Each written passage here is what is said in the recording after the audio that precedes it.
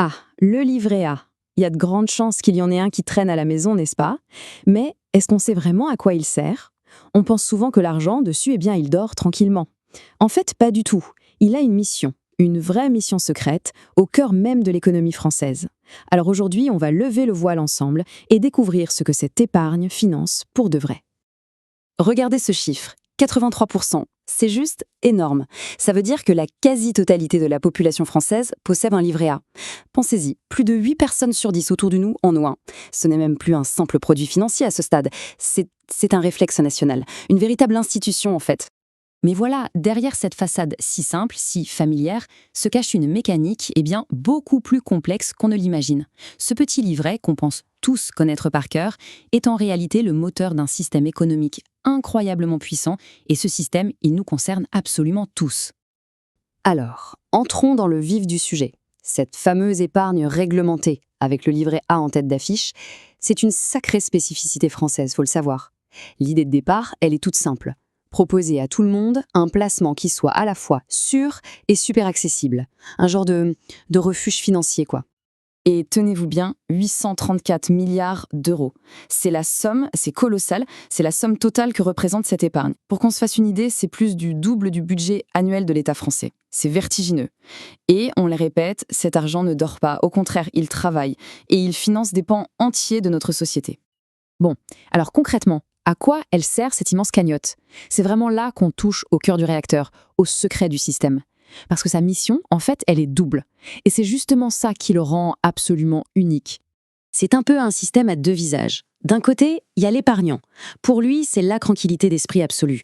Le capital est garanti, l'argent est dispo tout de suite et les intérêts sont nets d'impôts. Zéro prise de tête. Et de l'autre côté, il y a la nation. Et là, cet argent se transforme en un levier super puissant pour financer des choses essentielles. Le logement social, la transition écologique ou encore pour aider nos PME. C'est un circuit vertueux où l'épargne de chacun finit par profiter à tout le monde. Alors, comment ça marche ce transfert? Le mot-clé, c'est la centralisation. En gros, c'est assez simple. Une grosse partie de l'argent déposé sur les livrets A, près de 60%, n'est pas gardée par les banques. Elle est directement transférée à la Caisse des dépôts, qui est un peu le bras armé financier de l'État. Et c'est elle qui va ensuite piloter les investissements pour remplir cette fameuse mission d'intérêt national. Allez, passons maintenant à la question qui fâche. Le fameux taux du livret A. À chaque fois qu'il bouge, même d'un tout petit peu, ça devient un débat national. Mais au fond, qui décide? Qui appuie sur le bouton? Eh bien, la réponse est peut-être moins politique qu'on le croit. On va soulever le capot et regarder la mécanique ensemble. En fait, la règle du jeu, elle est écrite noir sur blanc, quelque part dans les méandres du journal officiel. Ce n'est donc pas du tout une décision arbitraire sortie du chapeau d'un ministre, c'est une pure formule mathématique qui se base sur des indicateurs économiques très précis, très concrets. Et cette formule, une fois qu'on la décortique, elle est en fait assez simple. Pour fixer le taux, on fait deux calculs et on prend toujours le résultat le plus élevé. Le premier calcul, c'est une moyenne entre l'inflation et les taux d'intérêt du marché.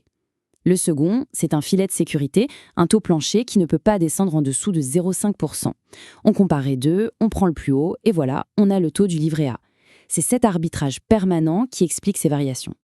Mais voilà, ce système, aussi ingénieux soit-il, et qui a quand même bien fonctionné pendant des décennies, il est aujourd'hui mis à rude épreuve. Le monde économique a complètement changé et le modèle doit maintenant faire face à des défis de taille. Ce graphique, il est très parlant. Il illustre parfaitement le cœur du problème. La ligne rouge, c'est l'inflation, c'est-à-dire l'augmentation du coût de la vie. La ligne bleue, c'est la rémunération du livret A. Et le souci, c'est quand la ligne bleue passe sous la rouge, ce qu'on a vu assez souvent ces derniers temps. Là, concrètement, l'argent placé perd de sa valeur. La mission de base, qui est de protéger le pouvoir d'achat, eh bien, elle n'est plus vraiment remplie. Et cette pression, elle n'est pas seulement interne. La Banque centrale européenne, par exemple, le dit assez clairement. Pour elle, ce système est une sorte d'anomalie. C'est une exception française qui déroge un peu au principe d'une économie de marché ouverte et qui peut, selon elle, perturber les règles du jeu économique commun en Europe. Mais le problème ne vient pas que de l'inflation.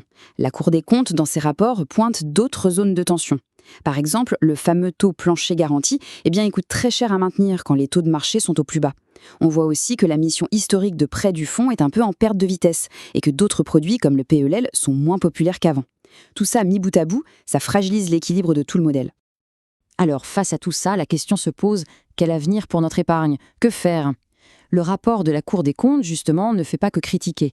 Il dessine aussi une sorte de feuille de route avec des pistes pour adapter le système et, au fond, assurer sa survie.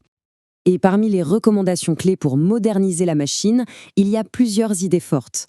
D'abord, trouver une solution pour les vieux PEL qui ont des taux très élevés et qui coûtent une fortune. Ensuite, clarifier qui paye quoi, notamment en ce qui concerne certaines missions de la Banque postale, pour que ça ne pèse pas sur le fonds d'épargne. Et surtout, le point crucial, redéfinir clairement la doctrine d'investissement. En gros, se demander, au XXIe siècle, où est-ce que cet argent doit aller en priorité. Au final, on le voit bien, le livret A, c'est bien plus qu'un simple compte en banque. C'est un héritage qui a 200 ans, un outil collectif incroyablement puissant qui utilise l'épargne d'aujourd'hui pour financer la France de demain. La grande question qui reste posée, c'est donc de savoir comment nous allons adapter cet outil qui est unique au monde pour qu'il puisse répondre aux défis de notre temps et surtout pour qu'il continue à financer notre avenir commun.